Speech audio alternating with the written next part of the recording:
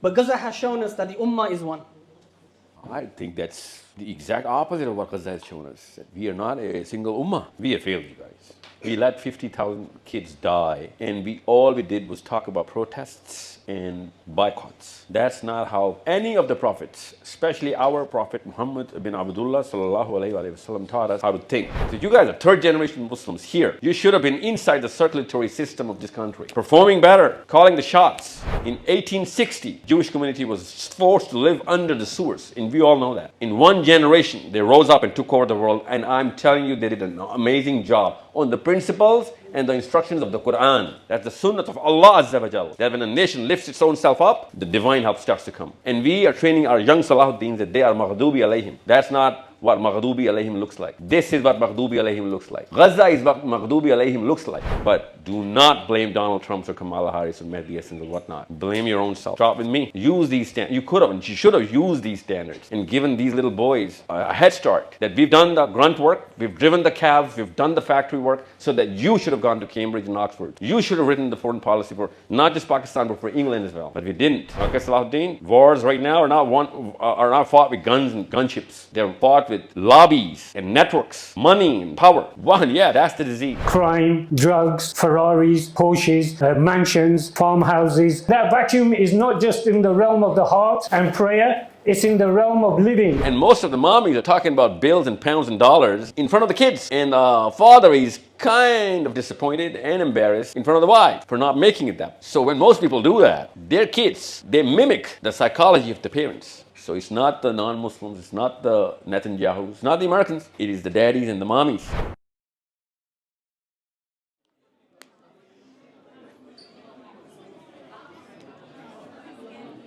أعوذ بالله من الشيطان الرجيم بسم الله الرحمن الرحيم اللهم صل على محمد وعلى آل محمد كما صليت على إبراهيم وعلى آل إبراهيم إنك حميد مجيد اللهم بارك على محمد وعلى آل محمد كما باركت على إبراهيم وعلى آل إبراهيم إنك حميد مجيد رب اشرح لي صدري ويسر لي أمري واحلل عقدة من لساني يفقهوا قولي أشهد أن لا إله إلا الله وأشهد أن محمدا عبده ورسوله Assalamu alaikum wa rahmatullahi wa barakatuh, my dear brothers and sisters for Islam.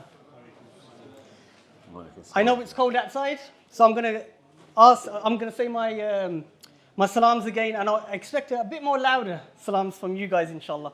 Assalamu alaikum wa rahmatullahi wa barakatuh, my dear brothers and sisters in Islam. Alhamdulillah, Jazakallah khair for that. Firstly, a warm welcome to today's very important event titled Vision for Mankind. Abu Hurairah and Abu Sa'id al-Khudri, may Allah be pleased with them both, reported that the Messenger of Allah, sallallahu alayhi wasallam, he said, when a group of people assemble for the remembrance of Allah, the angels surround them with their wings. Allah's mercy envelops them. Sakina, tranquility descends upon them, and Allah makes a mention of them before those who are near Him. I pray that our gathering here today is of that where Allah subhanahu wa ta'ala mentions us to those angels that surround Him. Ameen. Before we proceed any further, it is only befitting that we start this gathering with the beautiful words of Allah subhanahu wa ta'ala, and I invite Brother Zubair to inshallah recite for us, inshallah. السلام عليكم ورحمة الله وبركاته. وعليكم السلام. أعوذ بالله من الشيطان الرجيم. بسم الله الرحمن الرحيم. وكم قصمنا من قرية كانت ظالمة وأنشأنا بعدها قوما آخرين فلما أحسوا بأسنا إذا هم منها يركضون لا تركضوا وارجعوا إلى ما أترفتم فيه ومساكنكم لعلكم تسألون قالوا يا ويلنا إنا كنا ظالمين فما زالت تلك دعواهم حتى جعلناهم حصيدا خامدين وما خلقنا السماء والأرض وما بينهما لاعبين لو أردنا أن نتخذ لهوا لاتخذناهم من لدنا إن كنا فاعلين بل نقذف بالحق على الباطل فيضمغه فإذا هو زاهق ولكم الويل مما تصفون وله من في السماوات والأرض ومن عنده لا يستكبرون عن عبادته ولا يستحسرون يسبحون الليل والنهار لا يفترون صدق الله العظيم. In the name of Allah, the most merciful, the most compassionate. Indeed, we have sent down to you a book in which is your mention. Then will you not reason? And how many a city which was unjust have we shattered, and produced after it another people. And when they perceived our punishment, at once they fled from it. Some angels said to them, do not flee, but return to where you are given luxury and to your homes. Perhaps you will be questioned. And that declaration of theirs did not cease until we made them as a harvest, mowed down, extinguished like ashes. And we did not create the heaven and earth and that between them in play. Had we intended to take a diversion, we could have taken it from what is with us, if indeed we were to do so. Rather, we hurl the truth upon falsehood, and it destroys it, and thereupon it departs, and for you is the destruction that which you describe. To him belongs whoever is in the heavens and the earth, and those near him are not prevented by arrogance from his worship, nor do they tire. They exalt him night and day and do not slacken. Sadaqallahu al-Aziz.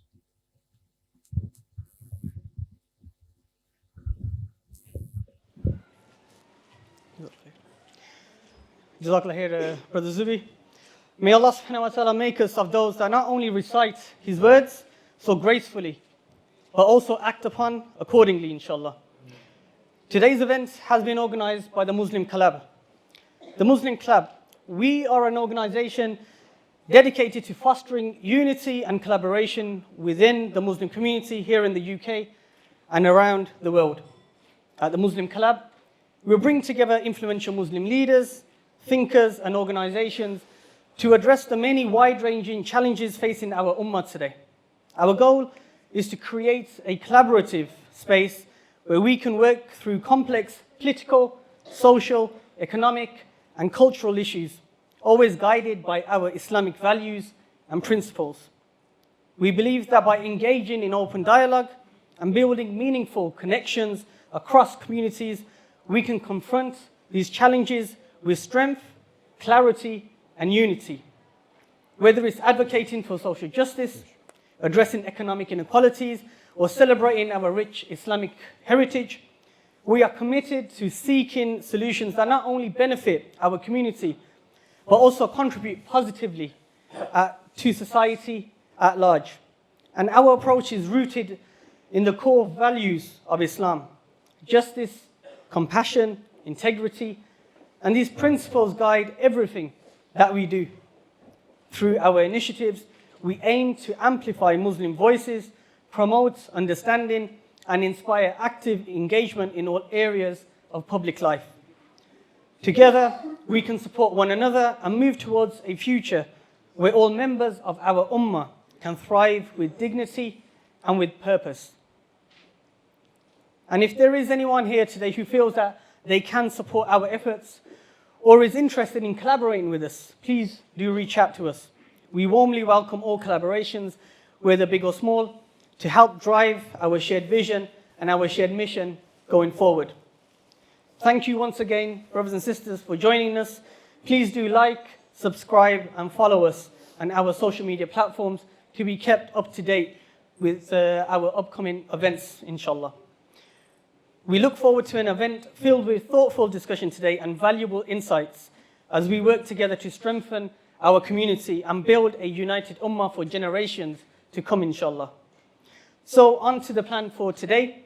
To start off with, we will be having a panel discussion with our guest speakers, who I will give a proper introduction to very shortly, inshallah. Right after the panel discussion, there will be the superior psychology session that will take place. Right after that, we will have a questions and answer session, after which we will conclude with a dua and end the event for today. I've been told we need to leave this venue by 10 o'clock. If we don't, I'm in big trouble. So please, brothers and sisters, please do help me out. We have much to do, so let's get the ball rolling with the panel discussion. And the panel discussion is essentially a conversation between myself and our esteemed guests today. And to begin with, I want to introduce our first guest. It is a true honor to introduce our first guest, Mahbub Khan, an inspiring leader within the remarkable organization, Rerun, based in Luton. Rerun is a self-funded grassroots initiative founded by brothers in Luton, united by a powerful vision to uplift and serve their community through an unwavering commitment to faith and compassion. Their mission is to offer a meaningful Islamic perspective on today's social, cultural, and personal issues, creating a space for reflection, dialogue, and community growth. Brother Mahbub is the editor-in-chief for Rerun and has a voice that extends far beyond Luton. His insightful writings, featured in prominent publications, cover everything from local to international politics. Yet his work goes beyond politics. It speaks to the everyday challenges we all face, both Muslim and non-Muslim alike. And one of his recent articles was a heartfelt piece to the journalist Mehdi Hassan, exemplifies his thoughtful approach. He commends Mehdi's advocacy for Palestinian rights, while also questioning his endorsement of certain US politics that seem to prioritize power over justice. With over 30 years of dedicated service in the dawah, Mahbub brings a wealth of experience and wisdom. His tireless work engaging with non-Muslims and guiding them towards a deeper understanding of Islam reflects his patience, compassion, and commitment. He has also instilled these values into his children, who after studying Quran and Arabic in Egypt, are now carrying on the mission of dawah in their own unique ways, balancing their professions with their passion for Islamic outreach. Mahbub's journey is a testament not only to the power of purpose-driven work, but also to the possibility of living in the West while standing firmly by one's deen. His life is a proof that one can fully engage in daily responsibilities without compromising core values. And above all, that one can present Islam not merely as a defense, but as a true, hopeful alternative to the world's current challenges. Today, we are privileged to have him with us, and I am certain his words will resonate deeply, drawing from his years of insight, compassion, and dedication. Mahbub, I'm gonna go slightly off topic in terms of what I've got written down, and I'm hoping that Mahbub's not gonna mind me saying this, but Mahbub is a poet who melts the heart with his words, be it written or spoken. And inshallah, Mahbub has a book being launched very soon called How Gaza Has Changed the World, which I'm assuming is going to be on Amazon very soon, inshallah. So let us open our minds to the wisdom he has to share with us, inshallah. So that was the first introduction for our first guest. Let me move on to our next guest, inshallah. And it is my privilege to introduce our next guest for today's panel discussion, Brother Sahil Adeem, all the way from Pakistan. Sahil Bhai has made a remarkable name for himself by challenging audiences to think critically, break free from limiting beliefs, and develop a clear sense of personal and Islamic identity. Sahil Bhai has dedicated his career to inspiring people across Pakistan and beyond to reimagine what it means to lead with purpose and authenticity. His insights on leadership and personal growth are not just about improvement, they're about transformation. Sahil Bhai has gained a massive popularity on social media platforms through his speeches and live sessions, where he shares perspectives on human behavior, ethics, and the need for cultural integrity. He often critiques Western influence on Eastern societies, focusing on the importance of preserving our cultural and Islamic identity. His talks often touch on topics such as leadership, emotional intelligence, and self-awareness, and he encourages people to question their assumptions and societal norms. Our brother's approach is fearless, direct, and refreshingly honest, encouraging audiences all over the world to address complex societal issues and explore ways to become the best versions of themselves. Sahil Bhai is known for his unique style. He doesn't just deliver a speech, he sparks a conversation. So Brother Sahil, Brother Mahmood, a massive thanks and a jazakallah khair for joining us today. Allah reward both of you. Feels like I've spoken for quite a bit, so please forgive me. But let's start the panel discussion, inshallah, which will be between us three brothers.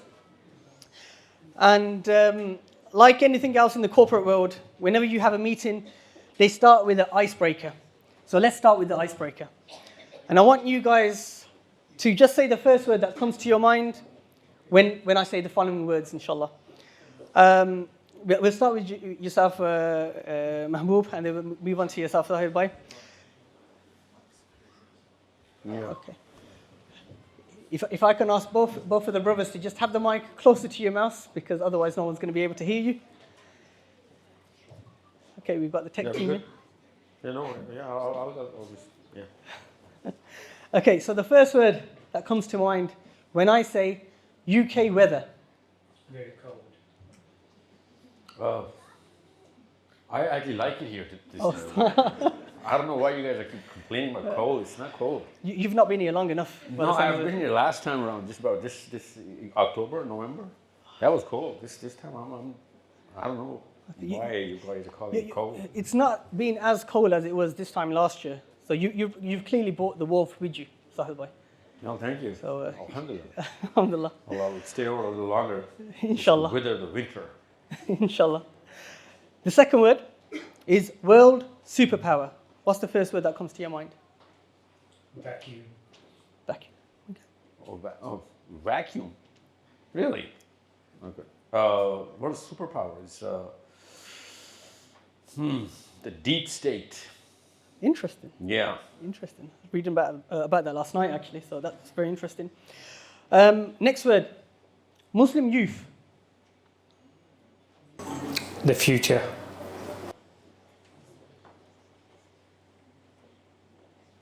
You know, I see things in colors. I'm just not getting a word out of this, but I see hope.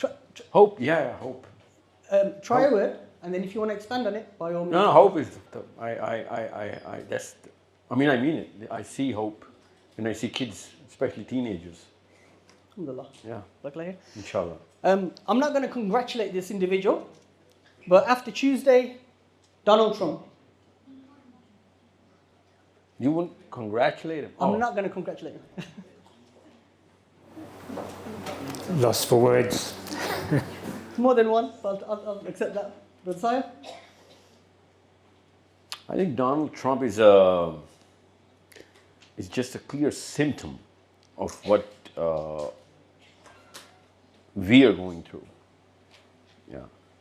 Our confusion and dissonance in definitions. You know, because I see more Muslims supporting Donald Trump in America, and they're actually justifying it. And it's not just Donald Trump; it's what he represents. I mean, I'm not about any individuals. but what they represent.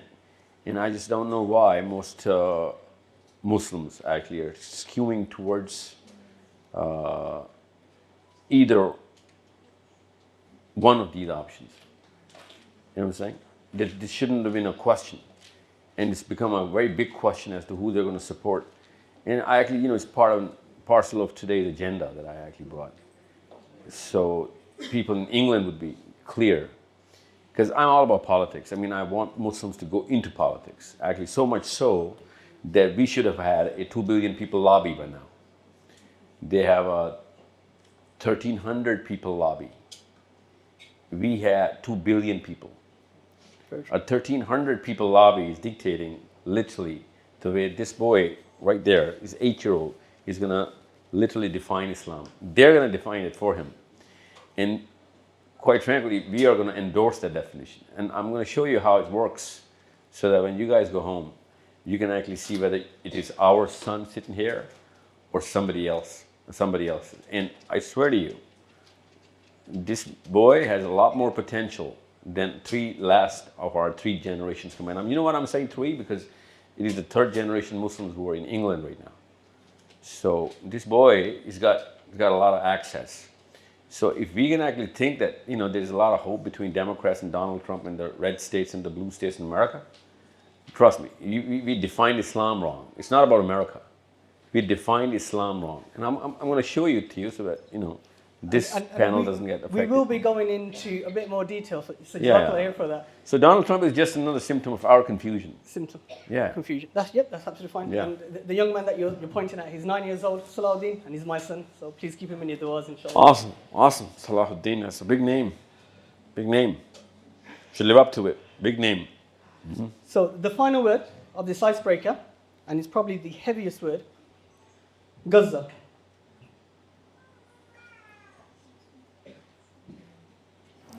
I'd say a turning point for the Muslim Ummah.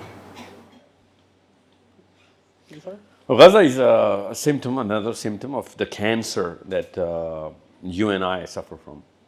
Okay, it's another cell of cancer. It's another mirror that is showing the reality of what kind of Muslim I am. See what I'm saying?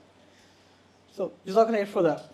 This actually, the last word, Gaza, it's gonna bring us into the first discussion point, which is about Gaza. Because when I was preparing for this, I thought to myself, it's actually shameful, disrespectful. It doesn't feel right for me or anyone else to have a conversation about anything else but Gaza. As we know, over 40,000 have been martyred, that we know of. Almost 100,000 are injured, again, that we know of. 1.9 million people have been displaced, the entire population of Gaza.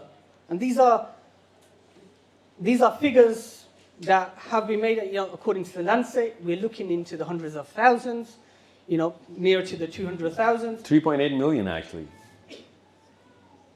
3.8 million as in? As in all the Palestinians. Yes. Yeah, from Yeah. All the way back, yes, you're right. But one thing, Gaza's shown us many things, but Gaza has shown us that the Ummah is one. That Palestine is the Ummah's heart. And Gaza is the heartbeat for this Ummah.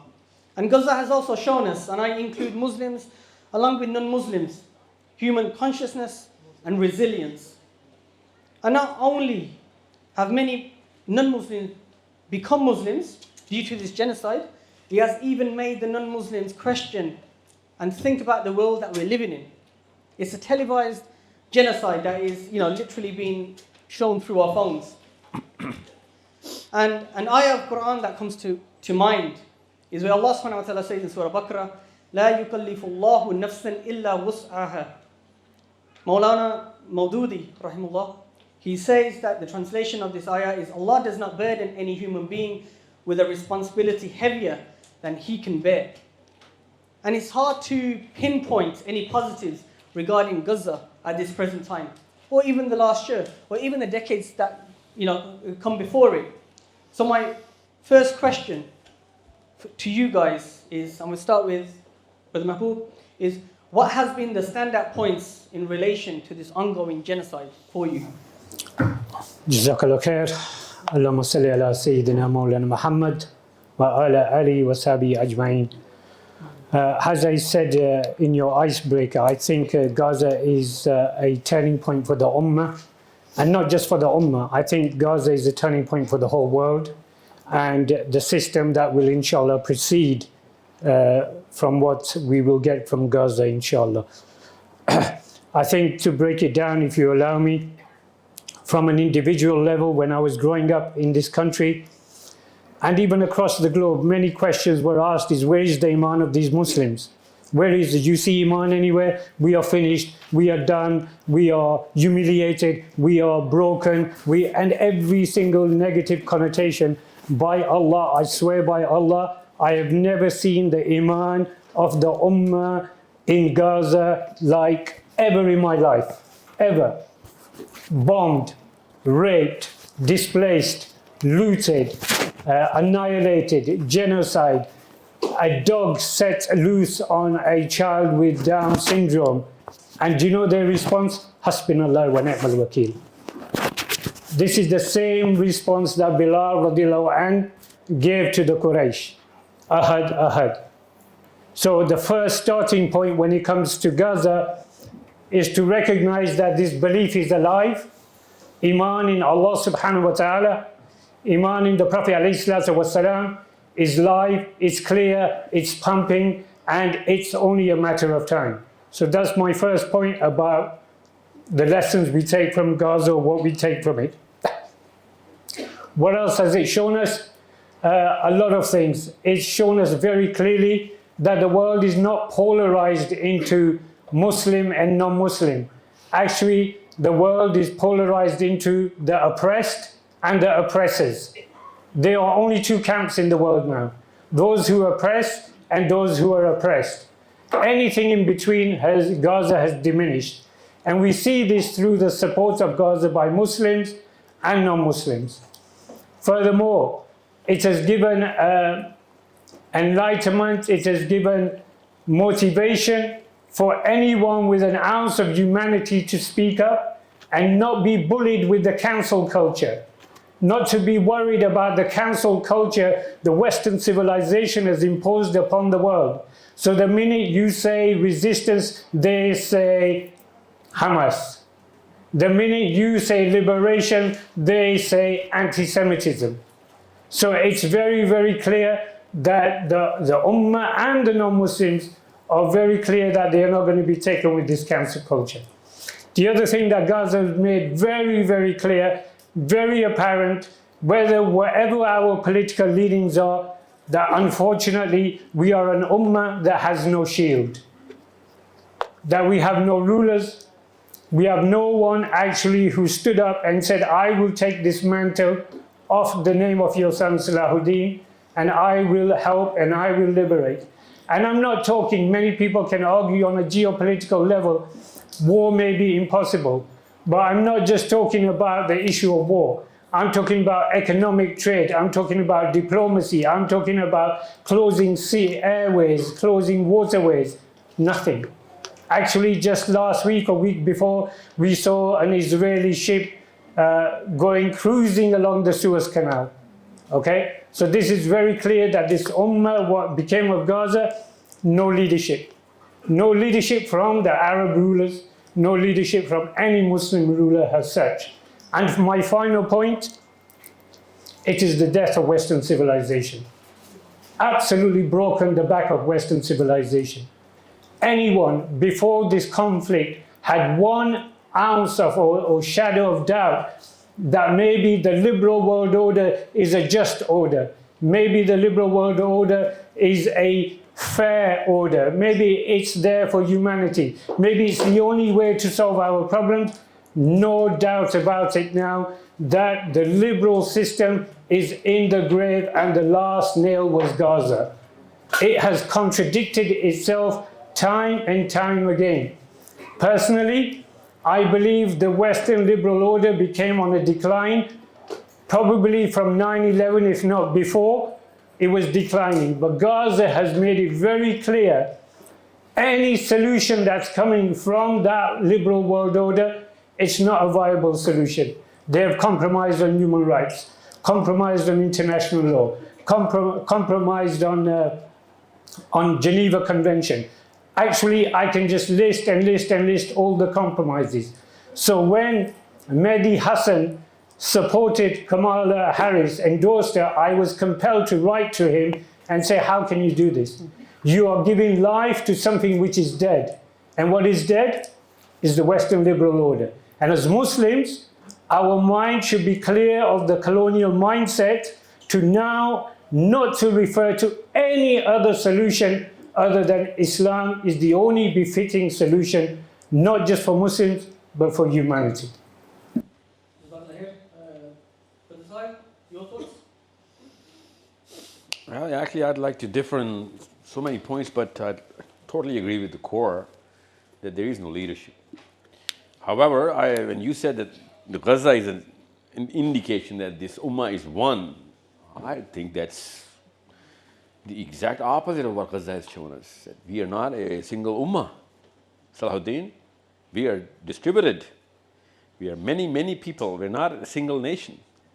And it's your job to see why. And I'm going to actually, you know what? This is the corpus of what I actually brought. The bigger problem and, of course, the solution, that child right here, your children, they're the only solution because we practically have failed you guys. We have failed you guys. We let 50,000 kids die, and all we did was talk about protests and boycotts. That's not how any of the prophets, especially our Prophet Muhammad bin Abdullah sallallahu alayhi wasallam, taught us how to think and how to act. That's the exact opposite of how a Muslim behavior should have been as a group, especially mothers who actually are a source of definitions and inspiration to our kids and young ones. And wives who actually should have pushed the husbands far more and far stronger to do a lot more, especially in countries like England, France, and Germany, and America. I come from Pakistan directly. I'm telling you this right now. People who are living in majority Muslim countries, they're suffering from people who are living in non-Muslim countries. They're looking up to you guys. I tell you this right now. Pakistani, Indian, Bengali, Afghani, Iranian Muslims are looking at English Muslims. You're 4 million people here. There's a lot more that you could have done. Not right now. I'm not talking about right now. I'm talking about 40 years ago when you guys came in here. You guys should have been in stronger, more political, and more financially secure positions by now. We sent you here not to be on welfare and be okay with that. We sent you here so that you can rule the Muslim lands by sitting here, making money and making leadership and making politics. You tell me right now in Birmingham, how many kids or how many people, elders, old ones, that you can count on that they're going to make the next move or write the next article that anyone in America is going to care or change any legislation in the United Nations, let alone England. Nobody. I can name you 200 non-Muslims right now in England who are going to define, literally handwrite the foreign policies of Pakistan and India. I know a 23-year-old Swedish girl who's writing a thesis on the Pakistani foreign policy, a 23-year-old Scandinavian girl. You tell me, boycotts and the Suez canals where an Israeli ship is sailing, you know who's letting or making those sails filled with air? You and me, especially English Muslims. And I can talk about American Muslims and, and Kamala Harris and Donald Trump and everything. But you know what, how many Muslims live in America? We're still smelling the boats from the immigrants right now, second generation right now in America. You guys are fourth generation. You guys are older than King Charles. Literally, you guys are way before King Charles. The subcontinent Muslims came here. He was not born. So you guys are third generation Muslims here. You should have been inside the circulatory system of this country. performing better, calling the shots. In 1860, the Jewish community was forced to live under the sewers, and we all know that. Only on Thursdays, they're allowed to come on the streets and do their shopping and grocery and go back under the sewers. In one generation, they rose up and took over the world, and I'm telling you, they did an amazing job on the principles and the instructions of the Quran. That's the sunnah of Allah Azza wa Jal, that when a nation lifts its own self up, the divine help starts to come. And we are training our young Salahuddins that they are maghdubi alayhim. That's not what maghdubi alayhim looks like. This is what maghdubi alayhim looks like. Gaza is what maghdubi alayhim looks like. Because we let go of our core 4 principles. And I'm going to show you what those are, because I'm not going to take more time just to answer a question and just hijack the whole panel here. But do not blame Donald Trump or Kamala Harris or Mehdi Hassan and whatnot. Blame your own self. Start with me. I'm not teaching my young Salahuddin that what is his role in the next 10 years. He's going to be 19, I'm telling you. He's 9 right now. If you do not have a plan for 10 years for young Salahuddins in Birmingham, you are the enemy. Netanyahu is not the enemy. Because I swear to God, Pakistan, Islamabad, if you cross the streets of Islamabad, you'll find out there's a 20-point difference in the IQ of a regular man versus you guys in England and Pakistan. You guys are way smarter. You guys are abreast of the world. In Pakistan, regular Muslims were yelling about Gaza and Palestine. They are, by the way. Can't even spot Palestine on the map. Muslim countries are not trained in global politics. You are born in global politics. Your kids go to school, they learn the map in the first day of what's going on, who's in power and why. In Pakistan, I can't even use the word like deep state. They don't even know who Kamala Harris is or Donald Trump. In Pakistan, they don't even know these terms. This is rocket science for them. That's why people like Nawaz Sharif or Imran Khan Zandaris, and in Iran and in Africa, whatever's going on. Otherwise, these people won't even make it. They can't contend for elections. These people, they don't have a resume to fight even for a local council elections in England. Use these standards. You could have and you should have used these standards and given these little boys a head start. That we've done the grunt work, we've driven the cabs, we've done the factory work, so that you should have gone to Cambridge and Oxford. You should have written the foreign policy for not just Pakistan, but for England as well. But we didn't. So boycotting is not going to help. I'm telling you this right now. Okay, we're able-bodied men. We're not born to protest. We're born to fight with our brains. Okay, Salahuddin? Wars right now are not fought with guns and gun chips. They're fought with lobbies and networks, money and power. You can be Abu Bakr Siddiq of Badr, sitting in the back seat of a car with your laptop writing little articles and making big moves happening in America and England, in Pakistan and in Gaza right now, in 10 years from now. That's how wars are fought right now. That's the new age. A Muslim definition doesn't change. We know the games change, but the rules don't. Okay? You hear me? That's awesome. A 9-year-old can understand this in England. A 19-year-old in Pakistan won't even know anything of what I just said. That's the difference. That's my reliance on you guys. I came here for a reason, with a purpose. I didn't come here to enjoy the weather. I swear to you, I need your kids. I seriously need your kids. Every Pakistani, every Palestinian needs your kids to perform now. They needed us, but we didn't. But we can't just keep crying about this, right? We need to do something about it. So, on the day of judgment, we all know, and I swear to God, we'll be asked the same question. We and Ali bin Abi Talib will be asked the same question. We and Umar ibn Khattab will be asked the same question. And we both know what they're going to answer. We know through their performance what they've answered already. So let's just prepare for the answer to the big question that day, okay? I'm sorry for taking that long. Apologize. No, it's absolutely fine. Jazakallah khair to both the brothers. I want to tell you guys a story now. And I don't like telling stories in a shorthand way.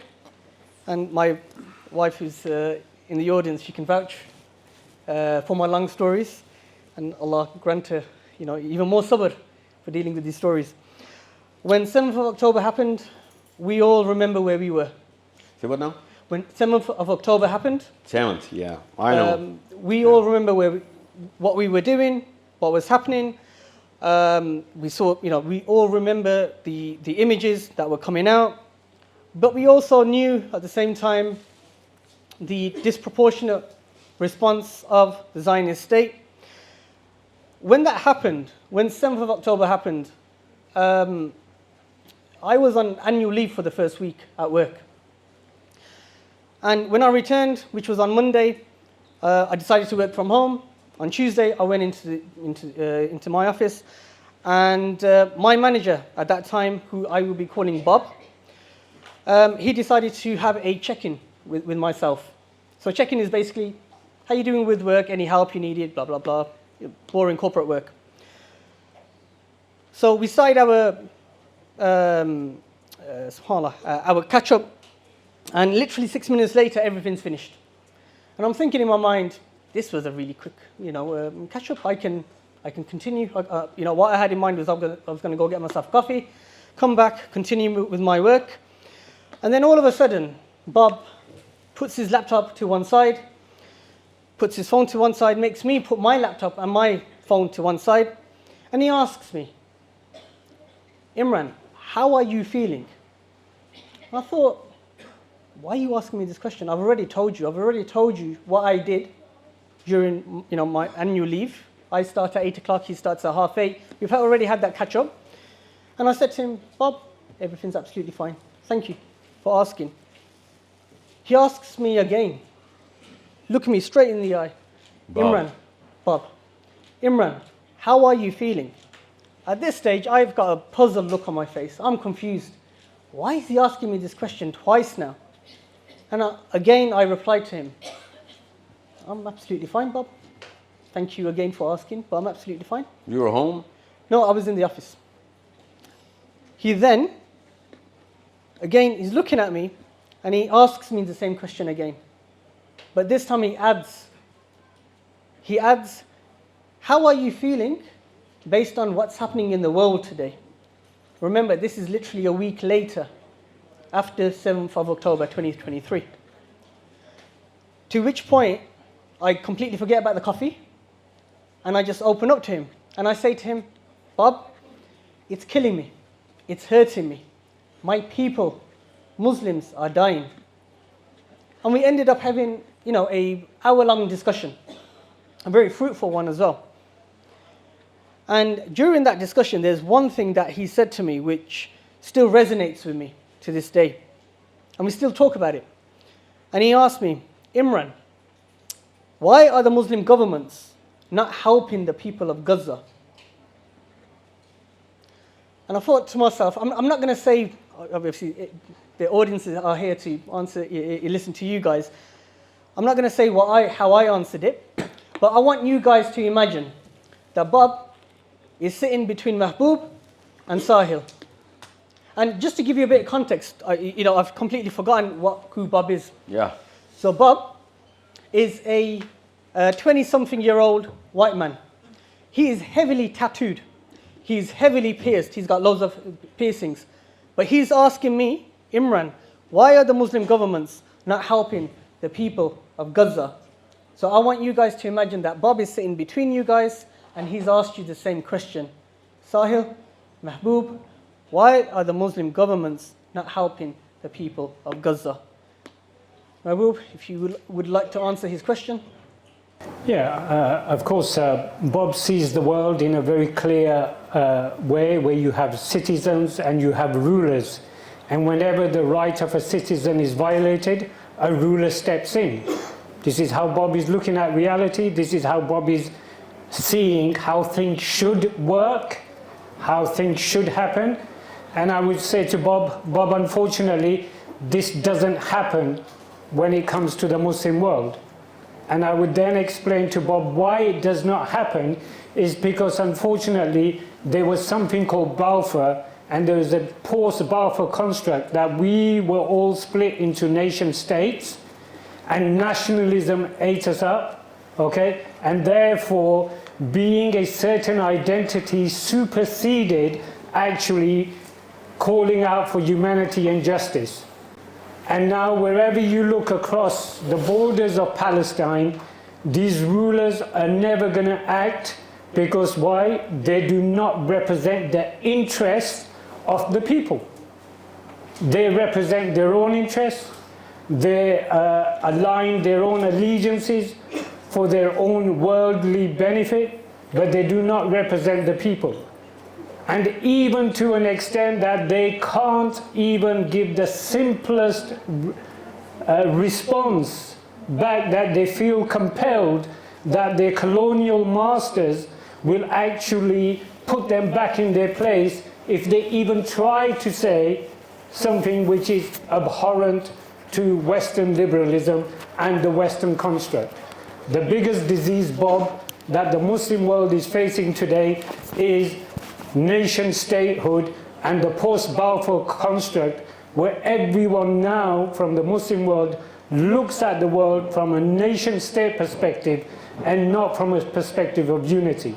And Bob, you know this better than I do, that whenever there are conflicts around the world, Western nations gather very quickly, and we saw this in Russia, and we saw this during Russia's invasion in Ukraine. You had diplomacy, you had military, you had economics, you had negotiation, you had every single thing, the kitchen sink, thrown at Russia and Ukraine by the global village, if you like, by all the rulers of the Western world, and even some Muslim rulers of the Muslim world.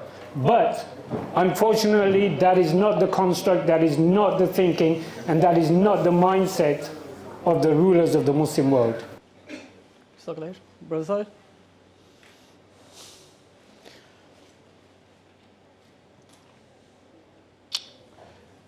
Well, here's the deal. You know, when there was a time when Rasulullah Sallallahu Alaihi Wasallam spoke to the companions, and I want to talk to Bob about this too, just like this, that there was a time when Muslims who were in hundreds and only in thousands, not tens of thousands, but 2,000 or 3,000, when they conquered the world. So, Bob, I'm going to tell you right now the same question, and the cause of the disease was documented for us 1,400 years ago. The Prophet ﷺ said that you are in hundreds, and the whole world is beneath you right now. There will come a time when you will be in billions. Yes, he said billions. And you will be served like food on dining tables of the world, and you won't be able to do anything. The companions asked the Prophet ﷺ, "O Rasulullah, if we were to be in billions, what could happen to us that people be eating us up like food, literally on the dining table?" Rasulullah ﷺ replied, he said that there is going to be two things that are going to enter your psychology. Sahil Adeem, two things going to go inside the mind of human beings, Muslims. The companion asks, what are those two things that can happen to any human being? That they're going to be in billions, but people be feasting upon them. Feasting. The Prophet ﷺ said, you will be going through wahan. Wahan, Sahil Adeem, is a word in Arabic. Wahan. Say it. Wahan. Wahan. Yes, wahan.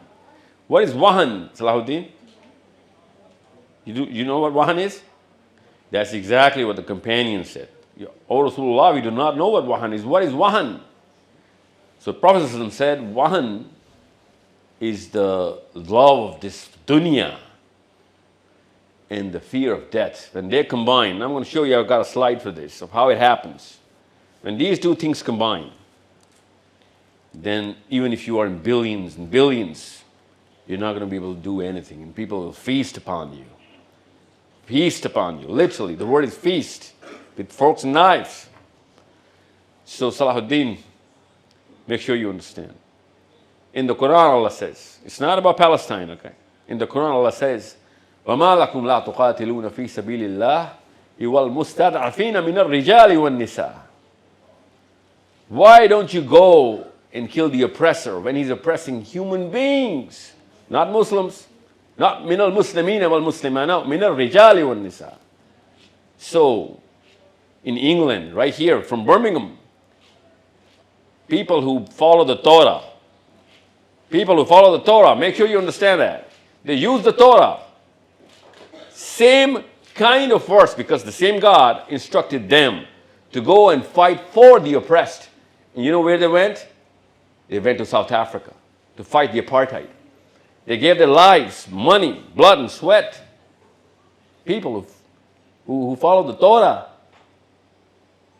They followed the Torah. They went to what? Non-Jews, non-Muslims, black Christians in South Africa. In hundreds and thousands of people, they riled up and rallied up. They threw away their money to help Nelson Mandela and their people, because same God wrote a book called Quran and instructed us to do that. But we're not doing this for our own Muslims. For our own Muslims. We are instructed in the Quran to help even if it's a non-Muslim, if he's being oppressed, go send your armies there. Go fight the oppressor. That's a mandatory condition. If you're not doing it, you're not a Muslim. Because anyone who says, I'm not going to follow a single verse of the Quran is not a Muslim. So how can we go against our own book? Wahan. Say it again, Salahuddin. Wahan. Wahan, yeah, that's the disease. Wahan. And you know what the big problem is? I'll tell you what the big problem is. The big problem is that most of the Muslims who go to non-Muslim land and migrate, they migrate for two reasons. And I have a slide for that too, don't worry, I'm not going to spoil the whole show. Most of the immigrants, they come for the love of dunya and the fear of death. I'm not saying you guys did that. So I know you guys came for Allah Azza wa Jal and Islam in England. You guys are good immigrants. But I'm saying most people do that. Okay? So when most people do that, their kids, they mimic the psychology of the parents. And most of the mommies are talking about bills and pounds and dollars and how less there are bills and pounds and dollars in front of the kids. And father is kind of disappointed and embarrassed in front of the wives for not making it making up to that pipe dream that, they had before they migrated. So the kids, they think that they're going to compensate for the failures of their father's vacuum that their father couldn't fulfill. They're going to make them pounds, them dollars, them coronas, and that enforces the wahn. You know what I'm saying, Salahuddin? Yep. So, Bob, wherever Bob is, to all the Bobs, even without the Quran, the non-Muslims aggregated and combined for Ukraine. Even without the Quran, people used the book of Allah called Torah and went to South Africa. Whenever there is oppression, everybody combines, joins forces, except the Muslims. Except the Muslims. So we have a problem to solve. We have a different problem, and we're going to have to solve that problem. So, Bobby, Wahan is the reason why Muslim leaders and Muslim people are okay with the fact that our little daughters and little sons in Gaza are being butchered right in front of us. So it's not the non-Muslims, it's not the Netanyahus, it's not the Americans, it is the daddies and the mommies who are actually transferring their wahans into their kids. And I got it from my folks, they got it from their folks. So my job is to make sure my kids, they know that I failed some levels so that he wouldn't repeat the same mistakes. Now I know most Muslim leaders are not going to do anything, even if they wipe away, God forbid, Gaza from the planet. They're not going to do anything. But my job is to make sure that the reinstating the whole ummah starts from my own house, by my own kids. Because even if they take it away, Sahil Adeem, we're going to take it back, inshallah. Okay? Yeah, inshallah. Inshallah. So Bobby, I hope you got it. I'll pass on your messages. Jazakallah khair, brother. Yep. He's 20? Really? He's 20? Late 20s. Late 20s. See, Sahil Adeem, a 20-year-old boy is performing as the boss of your daddy.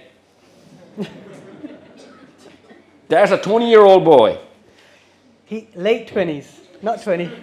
See, justification coming from daddy. More towards 30. Get it? Sahil Adeem? You got to perform. Inshallah.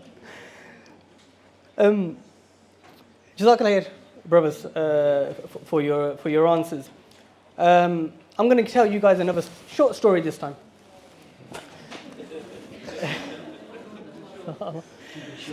I'll keep it short. The fact that the audience laughed, it means that they're engaged in the conversation. So, Jazakallah khair. That's not why they laughed. No, it's good. It's good. Okay. Right, the last time I went to Pakistan was all the way back in 2006. A very, very long time ago. SubhanAllah. My cousin, my mamu's son, who was maybe 6 at the time. In Mirpur? Mangla. That's like a Birmingham joke. Okay, I'm sorry. Not I was told to crack this joke. I'm sorry. Not far From Bradford. Mirpur. Yeah. Not far from Mirpur. Right, I'm going to continue now. I don't want anyone interrupting me. So, one of the days where we're sitting down, we're talking, and my cousin, he comes up to me and he says, Fajani Moran, when I am older, I will get married to a girl from England. And after I marry her, I will move to England. And when I move to England, I will make loads of money in England.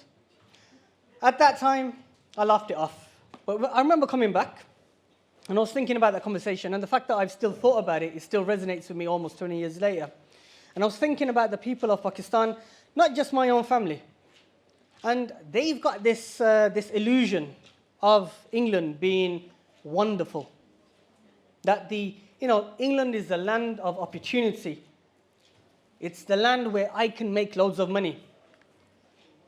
Whereas we see our roads, and everyone will agree with me on this, being made of tarmac with loads of potholes, which is damaging our cars, they see roads made and paved out of gold. Where we see large trees sprouting nice leaves, they see these trees sprouting 50 and 20 pound notes. And the smaller trees, they sprout 5 pound notes because it's much smaller. So I've got 2 questions. One each. And this time I'm going to start with you, Brother Sahil, because it's down on my notes. How is England, specifically the West, viewed in the eyes of the Muslims of Pakistan today? Have a minute to think about it whilst I tell Brother Mahboob's question to him. You've lived your entire life in the UK. I would say, and please don't hit me, over 40 years? Alhamdulillah, you look much younger than that. You've lived up and down the country, similar places to where my father has lived, places like Accrington and Blackburn. People are thinking, where are these places? They're up north. They do exist. Excuse me, brother, we are not came here to listen to you. We came here to listen to this gentleman. Yep. And we're coming to that. And we're coming. Yeah, it's Whoa. already too late. We just came here to listen to this gentleman. And we're coming to that. Genius man. And we are coming to that, inshallah. That's listen, guys. This is I apologize for we. So I'm going to continue, inshallah. Yes, please. You've lived your entire life in the UK. If you were able to tell the people of Pakistan about the UK, what would it be? But Brother Sahil, please start the conversation. Because you're born here, right? Yes. No, okay. So, I don't think most of the Pakistani boys are, they would want to marry a white chick, that's for sure. They would want to marry a white girl right now as well. It's all right if you do, but make sure you understand. Salahuddin, think. Okay, think what I'm about to tell you. Salahuddin's chachi is a white girl, by the way. Where is the chacha? I want to see the chacha. Where is he? Is he here? Why would he be here, right? The pattern doesn't really add up. Thank you so much, sir. Good luck. So, boys, make sure you understand. Unless, and this is a written ruling, it's not my opinion. Most of you guys are Hanafi, I'm assuming. Abu Hanifa, you guys follow the school of thought? Hanafi? No? Okay. I was not trying to, okay, you know what, it doesn't matter. Doesn't matter. You guys are Shafi'is here. Okay, well, most of the Pakistanis are Hanafis, so that's why. Because he's talking about the Pakistani boy. Don't worry about it. It's all right. All great men. Okay. So, Salahuddin, think very hard about what I'm about to tell you. Make sure you don't forget this, especially the boys, because the girls are never going to forget about what I'm about to say, okay? I just know it's magic. Unless, the ruling is that unless the Muslims are ruling a part of that world wherever you guys are living, the Muslim rule is dominant in that geography. Salahuddin, for example, in England, the Quran is implemented, the Muslim rule is implemented. In that geography, in that piece of land, you are allowed as men to marry a Christian or a Jew girl. If a land has not a dominant Muslim rule, you're not allowed to marry a Christian or a Jewish woman.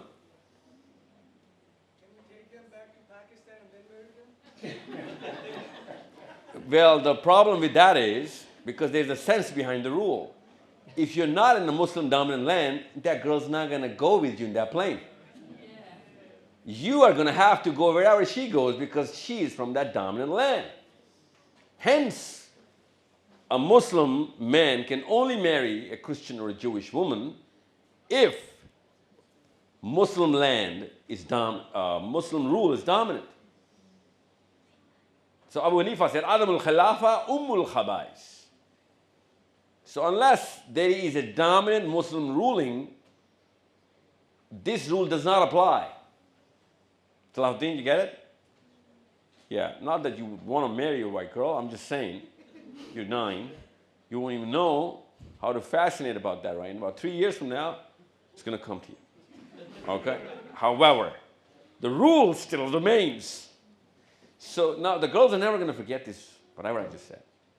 But the boys, you're going to go home and you're going to Google up, really? And then you're going to find that out. And I'm not saying I'm a mufti, but your cha-cha is going to redo a lot of things now. He'll have to. Because the rule does not apply on any piece of land on the globe right now, especially Pakistan. So for all the Pakistanis who are going to watch this video, Pakistan is not a Muslim-ruled land. It is not a land, it's not an Islamic land. It's just, it's a land where, no, thank you. 3 people, just 1 coffee? Oh, it's all right, I'm not a coffee guy. So I hope you get the pretext before I answer the question. So the question was, why do Pakistani boys think like this? No, how is England, and specifically the West, viewed in the eyes of the Muslims in Pakistan today?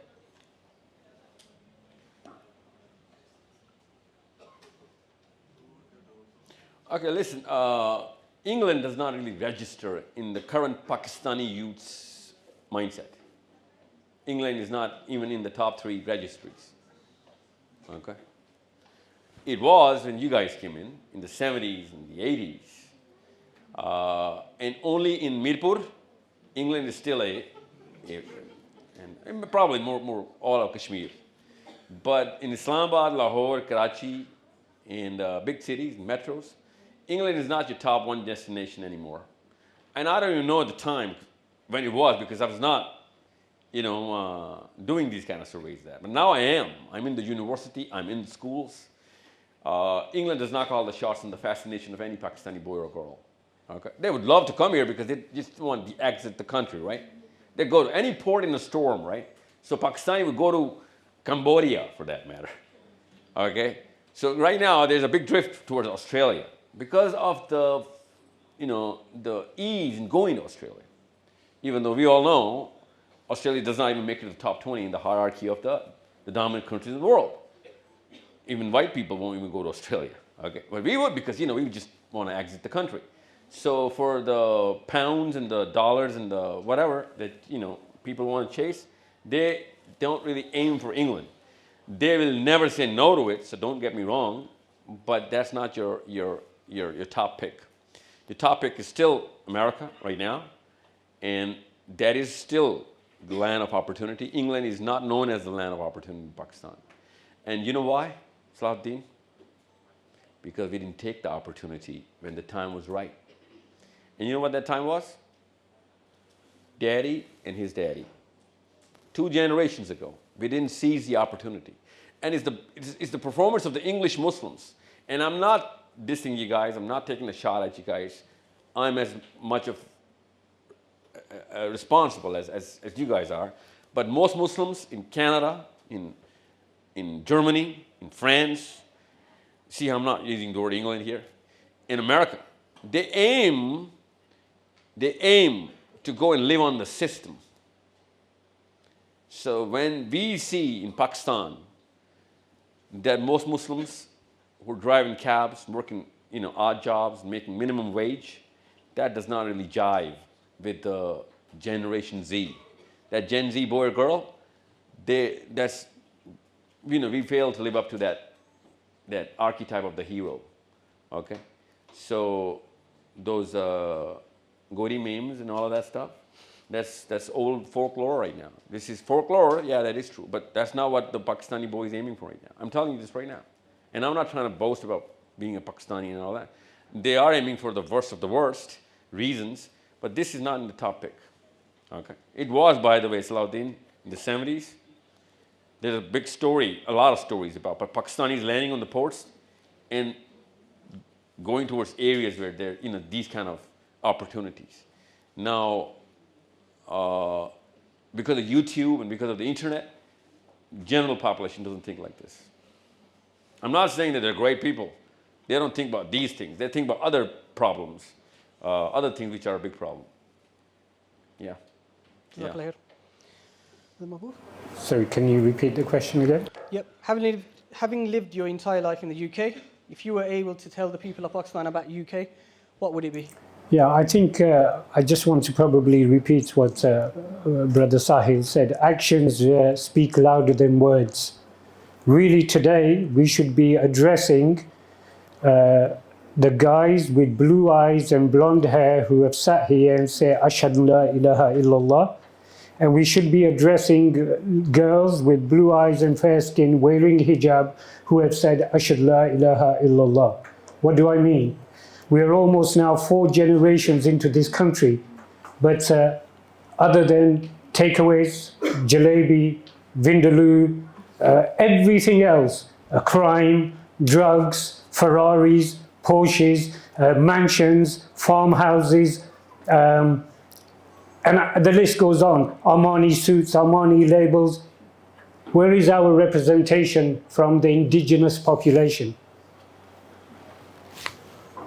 If I just look amongst the men, there is no white revert. I might be wrong, there may be 1, 2. But it's not proportionate to our existence in the UK. It's not proportionate. Same with the side of the ladies. It's not proportionate.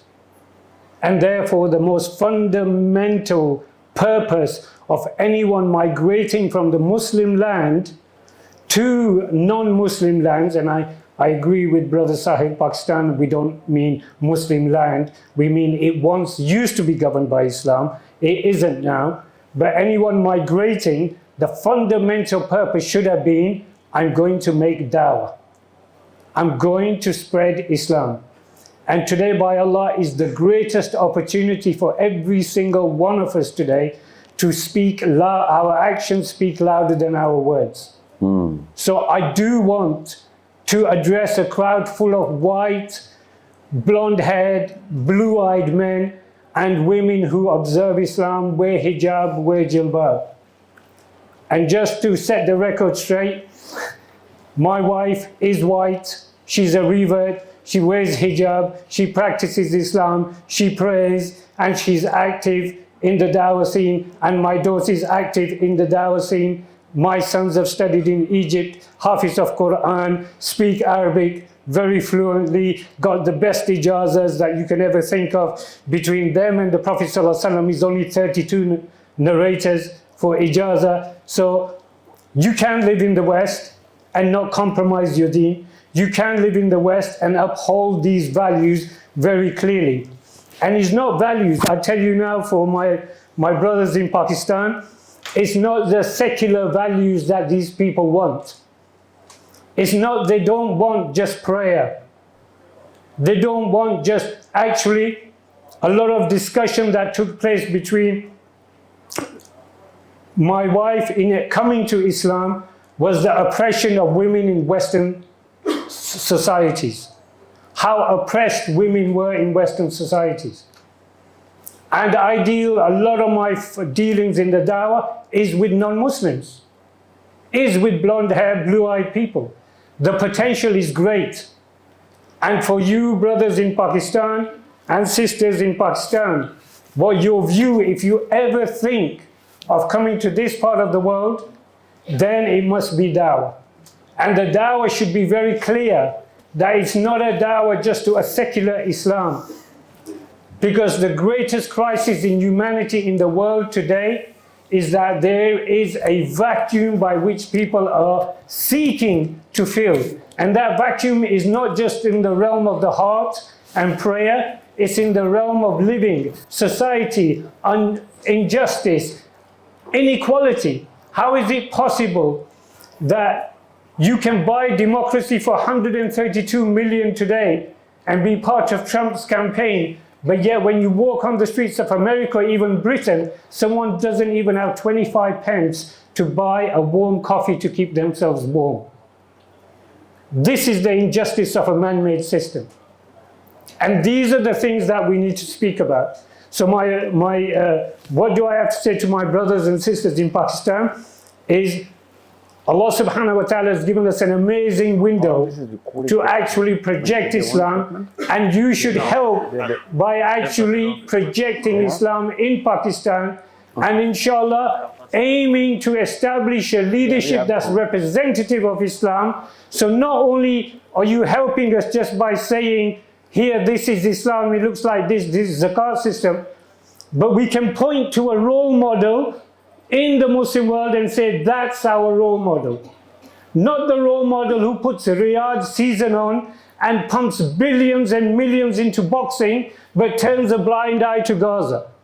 No, we want a role model. So my dear brothers and sisters in Pakistan, aim for a sincere leadership, struggle, and work towards establishing your sincere Islamic leadership in Pakistan, because you have great potential, untold potential, and inshallah that will be somewhere I can point to the people of the West and say, look, this is our example.